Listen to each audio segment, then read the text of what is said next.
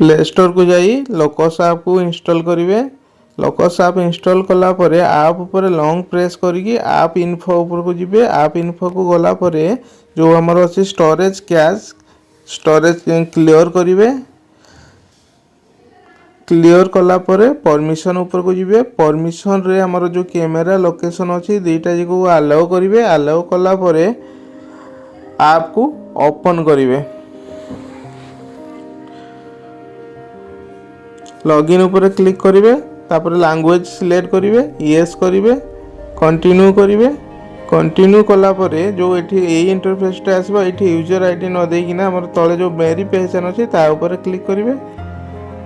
ए इंटरफेसटा आसला परे एठी जो अछि अदर ऊपर क्लिक करिकिना आधार सिलेक्ट आईडी रे आधार सिलेक्ट करेंगे।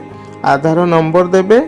आधार नंबर देला परे पिनलेस ऑथेंटिकेशन आउ आई कंसेंट फॉर्म को क्लिक करेंगे। तापरे आधार लिंकेज को ओटीपी जीवो। ओटीपी आसला परे यूजर नेम रे आपन लोकस रो जो पुराना आईडी थिला से आईडी टी को देबे।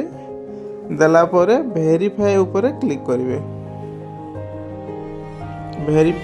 आधार कंसेंट ऊपर क्लिक करेंगे। एठी आपनकर ईमेल आईडी देबे आउ तळे जो डेजिग्नेशन लिखा है आपनकर डेजिग्नेशन देबे। आपन बुक कीपर जहा थिबे सीआरपी किंवा एमबीके। तापर आपन को पासवर्ड सेट करबा पई कहइबो। पासवर्ड सेट रे आपन तळे ऊपर दी जगह देबा को पड़िबो। ऊपर जहा देबा पासवर्ड देकिना ताको कंटिन्यू करिवे। तापर क्रिएट पिन मागिबो। आपन क्रिएट पिन करिवे 6टा डिजिट नबो जोटा कि सीरियली 1 2 3 एमती नबो नै। ताको आपन जोटा देबे मने रखिबे। नेक्स्ट टाइम लॉगिन बेल को आपन को पिन मागिबो।